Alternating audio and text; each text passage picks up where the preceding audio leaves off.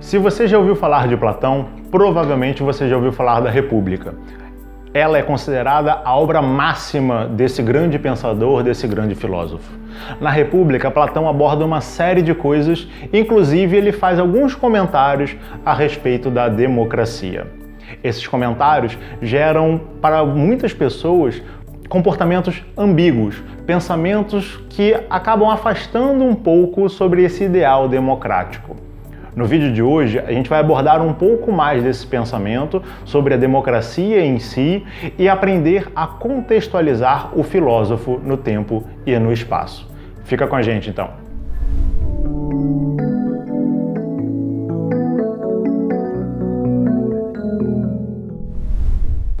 Fala galera, tudo bem? Aqui é o Paulo Jacobina do canal Pedra de Afiar. Talvez você não saiba, mas nós do Pedra de Afiar somos uma associação filosófica sem fins lucrativos. E para nos manter e continuar desenvolvendo os nossos projetos, a gente precisa da sua ajuda. E ajudar a gente é bem fácil. A primeira forma é clicar aqui na nossa logo, que você vai se inscrever no nosso canal e mostrar para o YouTube o quão você se importa com a gente. Isso vai fazer com que o logaritmo do YouTube divulgue o nosso canal para outras pessoas e a gente possa crescer cada vez mais. A segunda forma também é bem fácil. Basta você acessar o site catarse.me/Pedra de Afiar e conhecer um pouco mais sobre o nosso projeto. Lá você pode apadrinhar a gente e contribuir para que a gente continue no ar por muito mais tempo. Bem, vamos começar apresentando o problema. Na República de Platão, Platão nos apresenta, através do seu Sócrates, do seu Sócrates mítico. Isso não significa que o Sócrates não existiu, mas ali na obra do Platão, ele personifica a sabedoria em si. Ele participa de diálogos para construir a Calipolis, a cidade bela, a cidade ideal. Através de alguns debates, eles chegam à conclusão que o modelo democrático ele não é um modelo bem aceitável. Porque, pegando um exemplo dos dias atuais, ou seja, que não foi aplicado ali dentro daquele livro, mas funciona bem para o nosso contexto, se você está dentro de um grupo, num avião, e esse avião perde o seu piloto, presume-se que, como você vai pilotar esse avião? Existem 10 pessoas ali dentro.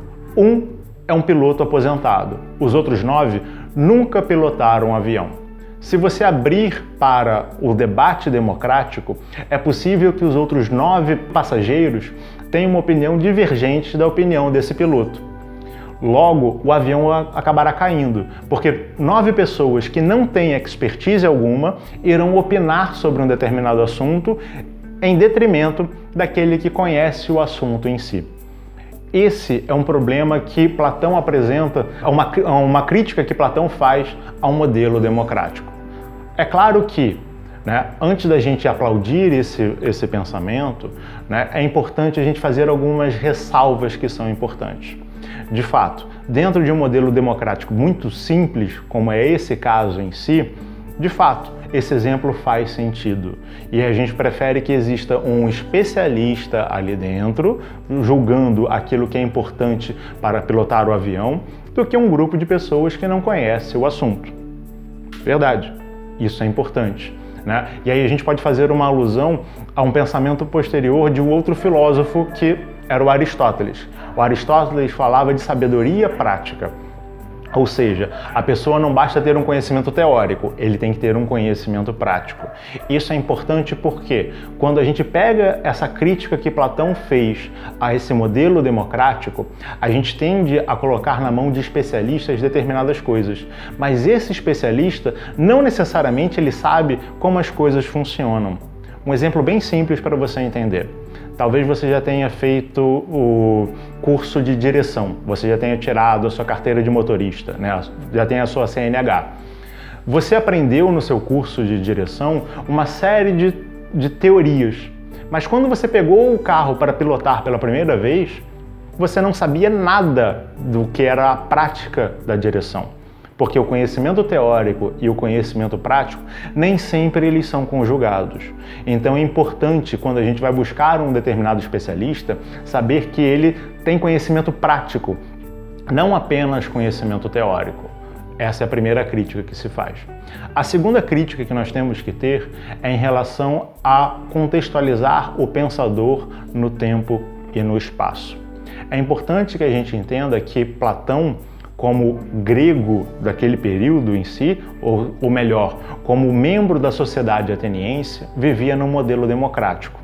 Um modelo democrático que para ele era errado. Devemos lembrar que Sócrates foi condenado à morte por aquela mesma sociedade ateniense.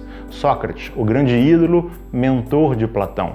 É óbvio que Platão poderia guardar, como todos nós poderíamos guardar também, um certo rancor àquele modelo de sociedade por ter matado Sócrates.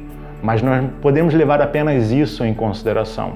Nós devemos entender também que Platão fazia parte da aristocracia, ou seja, ele fazia parte de uma elite que detinha capital, detinha uma série de poderes, mas que no final das contas as decisões da sociedade não recaíam sobre ele, não recaíam sobre aquele grupo, porque você precisava debater isso com outras pessoas.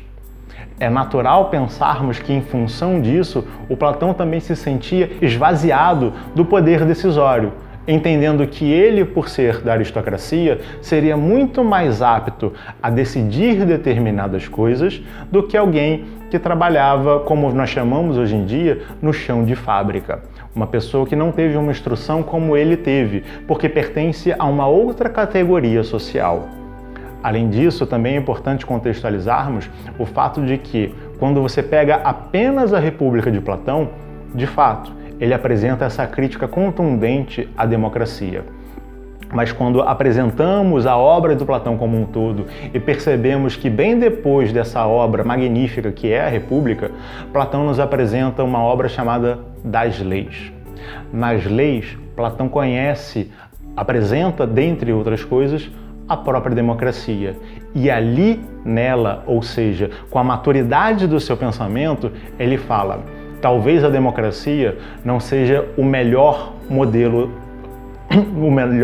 possível, mas dentre os possíveis, no mundo no qual a gente vive, ou seja, dentro da caverna, sobre essa influência desse sol, desse bem, onde nós estamos, ou seja, no mundo manifesto, a democracia é o menos pior dos modelos.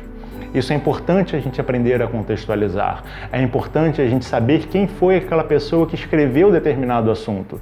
Porque muitas das vezes nós pegamos um determinado pensamento e pensamos: Platão é um gênio.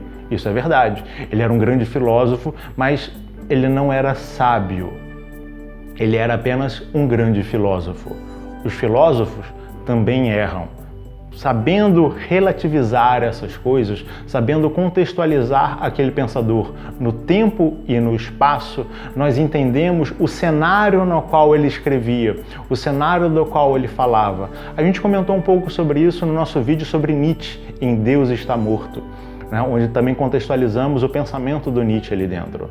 Então, quando a gente entende o Platão como membro de uma aristocracia que se via esvaziada de poder, porque a democracia ateniense dava mais voz ao povo do que a ele, é natural que a gente entenda que ele talvez tenha um certo receio em relação à democracia. Um outro ponto também que a gente pode destacar é que a linguagem do Platão, quando ela cria sociedades especializadas, a sua própria Calipólis, ela estabelece modelos de ensino para 3 categorias dentro da sociedade. Ele não cria necessariamente uma hierarquia. Ele não fala que os filósofos estão no topo e que os guardiões ou guerreiros estão no meio e que os artesãos, os camponeses estão na base. Ele fala que cada um desempenha uma função especializada, de acordo com aquilo que ele buscou ser. Lembra que a gente comentou sobre Aristóteles? Pois é, Aristóteles foi um discípulo de Platão, talvez o mais famoso. E ele falava justamente sobre isso, como nós já dissemos no início desse vídeo, sobre a questão do conhecimento prático, que não adianta apenas você saber a teoria, você tem que saber colocá-la em prática. Fazendo uma analogia dentro dessa sociedade, pensa o nosso corpo. Nós temos vários órgãos. Nós temos coração, nós temos pulmão, nós temos rim, nós temos cérebro, nós temos vários órgãos no nosso corpo. Nenhum deles é mais importante do que o outro. Cada um cumpre a sua função.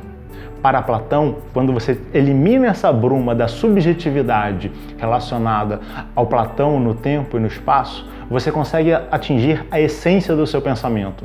Platão não falava que o filósofo era mais importante do que o artesão ou mais importante do que o guardião. Ele falava que o filósofo era especializado para desempenhar aquela função. Assim como as células do seu coração são especializadas para desempenhar a função do coração, não a função do cérebro. E o cérebro não é mais importante do que o coração, nem o coração é mais importante do que o cérebro. Talvez você possa ter uma preferência, talvez você prefira o seu cérebro ao seu coração, talvez você se identifique com o seu cérebro e não com o seu coração. Tudo bem, mas isso não faz com que ele seja melhor ou pior do que o outro, faz com que você tenha apenas um gosto. Conhecer essas subjetividades que caracterizam cada pensador é muito importante e é fundamental desenvolvermos isso para compreender de fato o que cada um quer dizer. Para isso, nós temos grupos de estudos que você pode conhecer um pouco mais em catarse.me/pedra de afiar.